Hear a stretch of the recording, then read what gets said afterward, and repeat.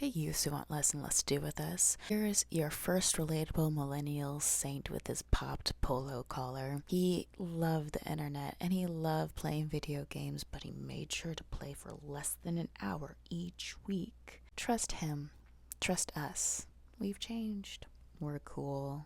We've got God's influencer at our side. Make sure you pray to him the next time they update the community guidelines. October 12th was the first official feast day of the first millennial saint, Carlo Acutis, who's been given numerous unofficial titles like God's influencer, God's gamer, the first patron saint of the internet. But who was Carlo, and what did he do to deserve to become a saint? Carlo Acutis was born in London on May 3rd, 1991, but he was raised in Milan, Italy. His parents were not particularly religious, but they did baptize him. At the age of 3, Carlo began to have dreams of his grandfather who had recently passed away, suffering in purgatory, begging Carlo for prayers so he could get into heaven. He went on to receive his first communion at the age of 7. Growing up, Carlo liked to watch The Simpsons and play Halo on his PlayStation, but he made sure to play for less than an hour each week. However, he had some other unusual beliefs. He believed that he wouldn't make it into adulthood. He also aspired to become a saint. Carlo was also very interested in computers and the internet, and he taught himself how to code at a very young age. In 2004, he began working on Miracoli Eucaristici.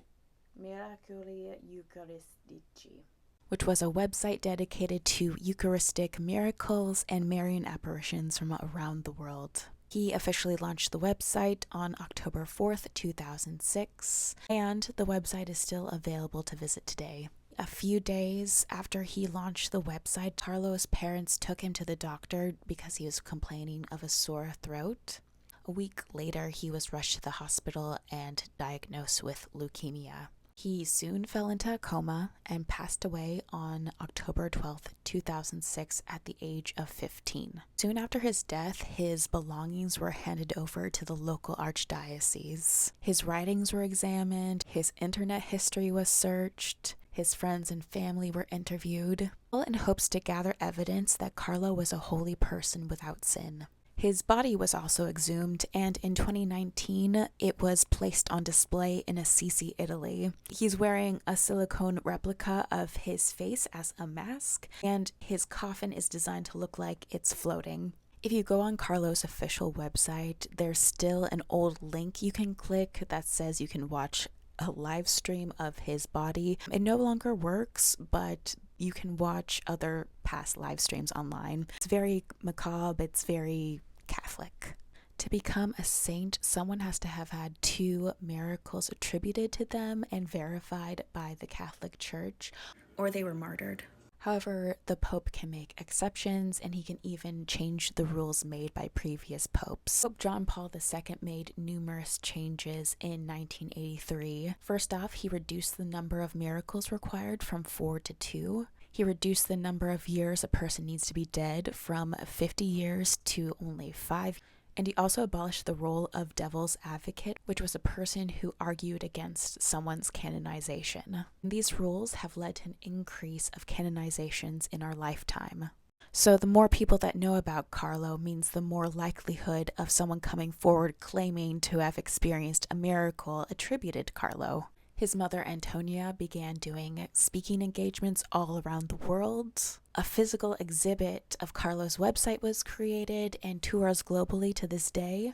Local stores began to sell memorabilia with his image on it. And more Catholics from around the world began to visit his tomb and pray to him. The more people who know, the more likely a miracle will occur.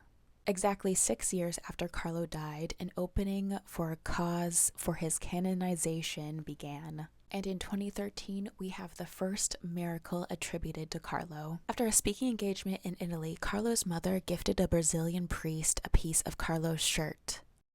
This priest, Father Tenario, began displaying this piece of fabric in front of his congregation. Numerous people would travel and pray to this piece of fabric, and some people began to claim that their ailments were healed, including a young boy named Matteo. Matteo was a 4-year-old born with a congenital defect that prevented him from eating solid food. It is said that Matteo grabbed the piece of fabric, declared he wished to stop vomiting, and kissed it. That night, he was able to eat solid food for the first time. His case was declared a medical mystery, and in 2019, it was declared a miracle by the Catholic Church. On October 10th, 2020, Carlo was beatified by Pope Francis, which made him a step closer to becoming a saint. We get Carlo's next miracle in 2022 when a young Costa Rican woman named Liliana was riding a bike and had a tragic accident which caused a brain hemorrhage. The doctors told her family that she was given little chance to survive. 6 days after the accident, Liliana's mother, Valeria, made a pilgrimage to Carlo's tomb and prayed for her daughter's healing. Liliana soon gained consciousness and was able to make a full recovery. The Vatican verified this miracle 2 years later, and on April 27th, 2025, Carlo was to be canonized. But Pope Francis passed away, and you know what happened next. And on September 7th, 2025, Carlo Acutis was canonized by Pope Leo, just 19 years after he passed away. Did you know it took 489 years for Joan of Arc to be canonized? Carlo believed we all had the potential to become saints. But why Carlo? There's an article by John Phipps of The Economist that asks a very similar question. Phipps interviewed some of Carlo's friends, and though they described him as very kind, they did not describe him as being overtly religious. And if you look at the lives of other saints, you have these voices of God, experiences, visions of Mary. Carlo made a religious website. And he helped the less fortunate. But he passed away before his life could begin. Also, he has a mom who has the time and wealth to campaign for him. It costs money to become a saint, and Carlo's wealthy family has covered a lot of costs required for canonization. Hiring experts, medical expenses, documentation, travel expenses. And familial wealth can help streamline that process. The church's popularity has dwindled over the years, and for good reason. Did you know that it only took 9 years for Pope John Paul II to be canonized? He was canonized April 27th, 2014, and interesting enough, Carlo was supposed to be canonized on April 27th. I don't know if that was intentional or if that was just a weird coincidence. One could think that the Catholic Church is using a young person, a child, to lure other young people back to the church and into possibly dangerous situations. What do you think? Let's end this with a prayer. Dear St. Carlo, please let this video do well in the algorithm. Or not. Amen.